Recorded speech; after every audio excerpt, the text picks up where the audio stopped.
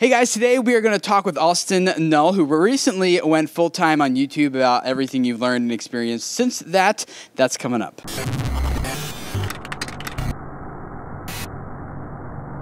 Hey guys, this is Austin Null. Austin, good to see you. Yeah, thanks for having me. So tell us your story about your channel at youtube.com/TheNiveNulls and then how you got to the point where you decided it's time to go full-time. Well, we started making videos in March 2010, and so yeah, a little over 4 years we've been doing it now, and it was a pretty slow process at first. I mean, I think after the first 2 years we had like 4,000 subscribers, and then it started to jump a lot once we had kids. So if you want to be successful on the internet, make some babies. Get real busy, and that's all you need. Get busy all day. But yeah, so no, we had our first daughter, Adriana, and you know our channel started to grow, and then I also would try to like look and see, okay, why do certain videos perform well? What do people say they like about the videos? And I would try to tailor them and make our vlogs better and try to make them stand out a little bit. We had her, that was 2 years ago, and now we have another one, and now we're at about 130,000. So awesome! Now you're just picking up subscribers like crazy. Hit that bell curve. I feel like you do hit a point where you notice that you're kind of going like this, and then you go like that, and then it just doesn't stop. You just keep going. Sometimes you'll have big jumps, but then you just keep going steady. So yeah, I noticed like for our family, it's been like this for like a couple of years, and then now I'm like, oh, cool. Yeah. And also, it's very important that you understand the exact trajectory that your hand makes while doing it. Otherwise, you may be a little bit off. Yeah. So how did you know like when it was ready to make that plunge, like to take that risk, to quit your day job and to go to YouTube?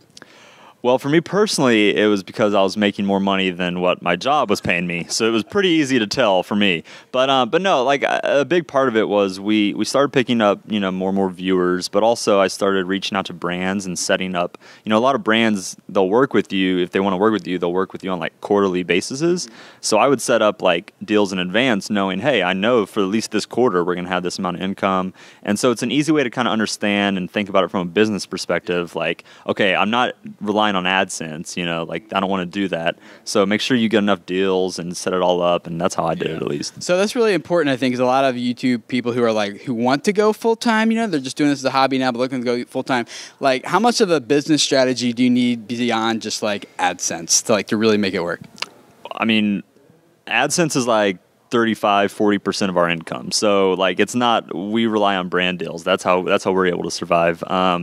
And, you know, I think it's important to, you know, make sure you're strategic and unique in how you reach out to those brands. I mean, we get a lot of deals through like agencies that are providing deals for YouTubers, but also, I mean, some of our bigger deals that we're working on are just I tweet brands and they tweet me back, and then we start talking, and then there you go. So if you find creative ways and you can utilize your audience too, I mean, I've used my audience to like, hey, you guys, we're always working with this brand. Why don't you tweet them? And then they all tweet them. And then that brand's like, who are these people? What's going on? So, you know, just be creative. Don't be spammy, but be creative and like find a cool way to like make yourself known. Yeah. I think that's really important, guys, because I know like a lot of creators think all I have to do is hang out with my family all day and make videos, and it's like such a easy, laid back, relaxed life. There's actually like a lot that goes on behind the scenes that actually makes it sustainable long term. Same is true for me. Like you have to have a business model. Like my family doesn't make most of our money just off of AdSense. Like it's nice, kind of icing on the cake, but like you definitely need to think bigger than that, how you monetize your audience. So. Yeah, I mean, unless you're like Shay Carl getting like 40 million views a month, you're not going to live on AdSense. So how many views do you need like every month approximately? I know it fluctuates a lot, but just kind of like a really rough estimate, like to go full-time, let's say full-time is like 60,000 a year.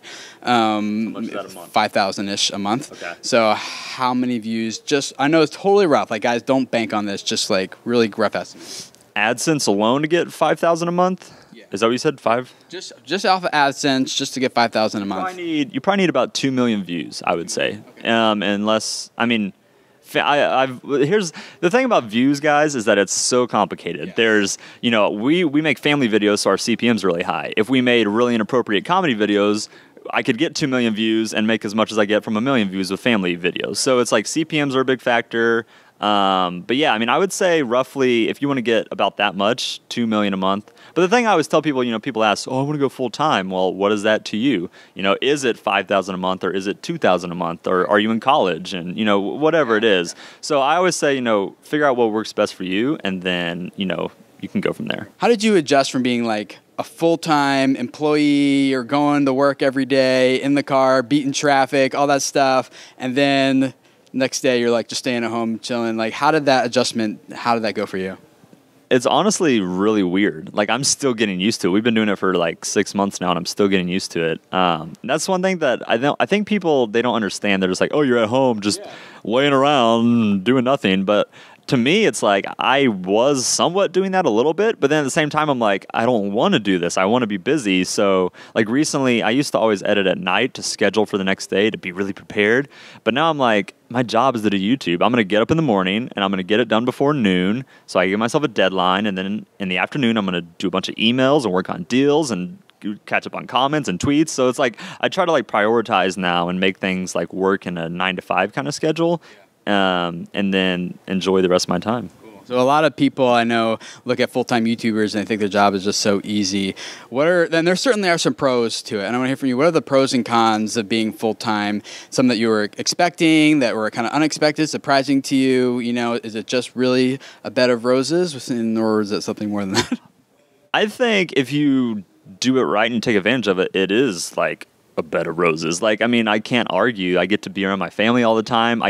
We can go travel and still make money, you know? So it's like, it is great, but also the one thing, it's kind of a pro because I get to just like tweet all day or whatever. But then at the same time, it's kind of a con because then I'm like, oh, I have a family and I need to like actually interact and not be on Twitter all day. So you have to try and find a way to balance, you know, the online life and real life. There is a lot of pressure also to just be like, okay, we're going up. I don't want to go down, you know, like you got to always stay fresh and be on top of it. Yeah, that's one of the things, like we've been full-time for about a year now. And one of the things that was kind of unexpected for me was how much pressure I felt. Like, not just like if I was just like my own, living by myself in a dorm, or not a dorm, but maybe like a apartment, like it wouldn't be that big of a deal. But because I have like 4 kids to provide for and a wife, my wife stays at home, so our family's at home all together. I'm like, if I don't like kill it this month, like next month we're gonna be hungry, you know? Yeah. So I felt like a tremendous amount of pressure that when I was an employee, like that pressure wasn't there because I was, to be honest, like relying on someone else who was feeling that pressure to provide for me. You know, I was relying on someone else. Paycheck. Yeah. So yeah. How can people find your channel? Check out. You can find us on youtube.com/TheNiveNulls, make videos of my hot wife and cute kids, and we just, you know, act like fools on the internet for you. Just for you. So you guys, I'll put a link in the description below. You go check them out there as well. Thank you for hanging out with us. If you're new here to Video Creators, love to have you subscribe. Every week we do videos like this, just kind of give you guys YouTube tips, ideas, suggestions, and things. And then we also do some Q&A with you guys on Thursdays, and then on Tuesdays it's YouTube news. Keep you guys up to speed with what's happening in the industry, all the changes happening in YouTube, because that happens like every week. You know, it's like every 4 minutes, basically. Yeah. So subscribe. I do all this because I really believe that a lot of you guys have messages that can really change lives and make this world a better place. Kind of like what Austin's doing, spreading messages about family and relationships and things. And so I really want to help you guys to do that too. So subscribe, and I will see you guys again tomorrow. Bye.